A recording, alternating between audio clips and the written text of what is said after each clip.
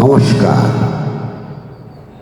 আমি এই শুভ মাতৃলগ্নে আপনাদের আমার ত্রিনয়নী চ্যানেল থেকে মা কালীর জন্মবৃত্তান্ত গল্পকারে শোনাব।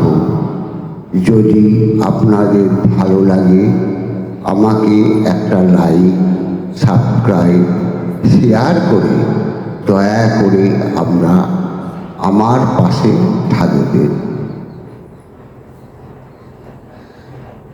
নারায়ণং নমস্কৃত্য নরস্যৈব নরোত্তমং দেবী সরস্বতী চৈব ততো জয়মুদীরয়েৎ। নারায়ণ ও নর বদ্রিকা আশ্রমের দুই ঋষি এবং নরোত্তম বিষ্ণু দেবী ও সরস্বতীকে প্রণাম করিয়া সংসার জয়কারী পুরাণাদি গ্রন্থ পাঠ করিব। প্রথম আমি কামদেবের জন্মবৃত্তান্ত আপনাদের শোনাব। অতীব পবিত্র চিত্ত যোগীগণ ভব ভয় ও ভব রোগ বিনাশে যজ্ঞ যাহাকে অবলম্বন করিয়া বন্ধনা করেন, যিনি পদক্ষেপে পৃথিবী অন্তরিক্ষ ও স্বর্গ এই তিন লোক অধিকার করিয়াছিলেন, সেই হরিপাদ পদ্ম যুগল আবির্ভূত হইয়া তোমাদিগকে পবিত্র করুন। যিনি সকল যোগীজনের চিত্তস্থিত অবিদ্যা তিমির বিনাশে সূর্যরূপিণী ও মতিগণের মুক্তির হেতু হইয়া থাকেন, যিনি নিকেবল জীবনকে মোহিত করেন বলিয়া বিষ্ণু মায়া নামে প্রসিদ্ধ, এবং যিনি জন্মে শুদ্ধ মানবগণের কুমতি দূর করেন, তিনি তোমাদিগকে রক্ষা করুন। নিত্য জ্ঞান সম্পন্ন জগতের আদি সেই পুরুষোত্তম ঈশ্বরকে প্রণাম করিয়া কালিকা নামক পুরাণাদি বলিতেছি। একদা মুনিগণ হিমালয় সন্নিধানে অবস্থিত মুনিশ্রেষ্ঠ মার্কণ্ডেয়কে প্রণাম করিয়া জিজ্ঞাসা করিলেন, ভগবান, আপনি সর্বশাস্ত্রের সত্য তত্ত্ব সমগ্র রূপে বর্ণনা করিয়াছেন। সরঙ্গের সহিত সমস্ত দিক মন্থন করিয়া তাহার সারাংশ উত্তম রূপে ব্যাখ্যা করিয়াছেন।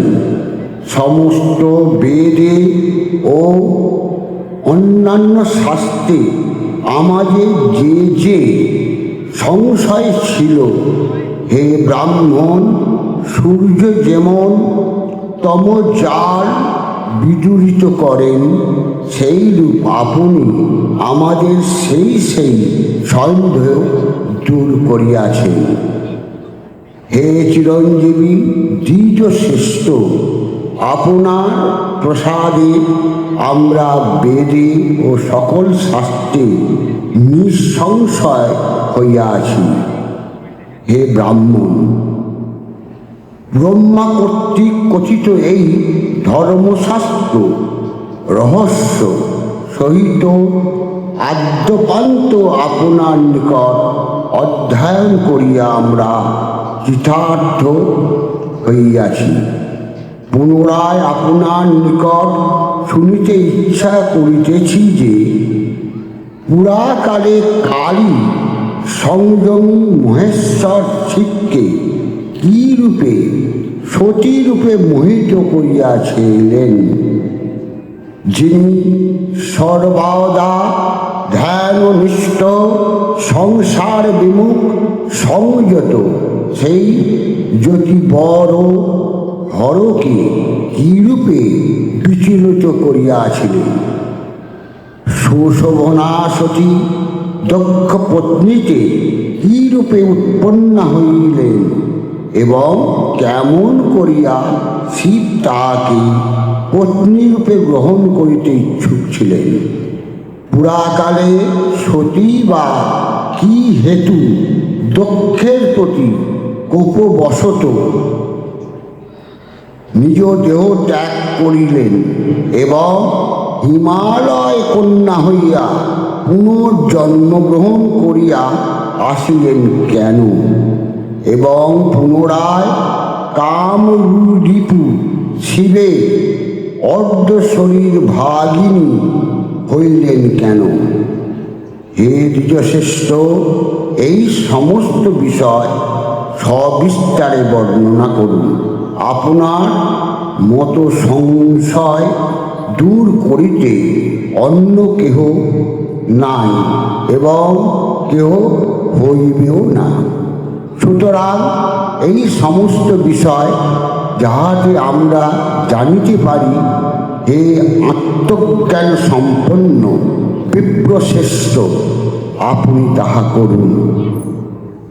মার্কণ্ড কহিলেন, সেই অতিশয় গোপনীয় বাঞ্ছাকল্পতরু জ্ঞানজনক পরম পবিত্র মঙ্গলকর আখ্যান আজ মুনিমণ্ডলী সকলে শ্রবণ করুন।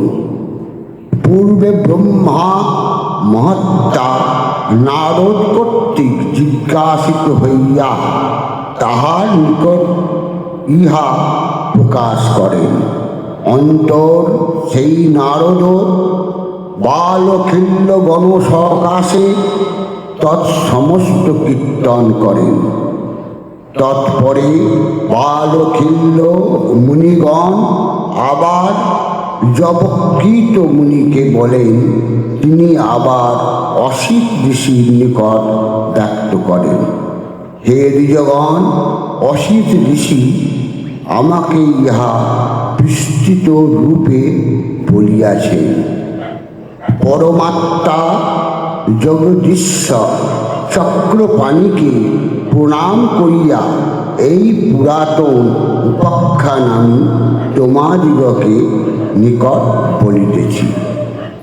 যিনি ব্যক্ত অব্যক্ত সৎ অসৎ স্থূল সূক্ষ্ম ও জ্ঞান অজ্ঞান রূপে বিরাজমান, যিনি নিত্য নিত্য জ্ঞানরূপী নির্বিকার চৈতন্যময় কাম ক্রোধ লোভ মোহ মদ মাৎসর্য এই ছয়টি ভীষণ তরঙ্গ যাহাকে আক্রমণ করিতে পারে না, যিনি সৃষ্টি স্থিতি প্রলয়কারী হইয়া উদাসীন, সেই কালরূপী সর্বব্যাপক জগন্নিবাস বিশ্বরূপ ঈশ্বরকে প্রণাম।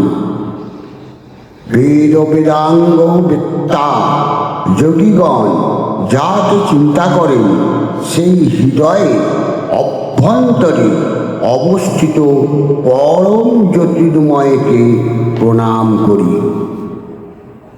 ভগবান লোক পিতামহ ব্রহ্মা তাহার আরাধনা ফলে সুরাসুর নর প্রভৃতি যাবতীয় প্রজা সৃষ্টি করিতে সমর্থ হইয়াছেন।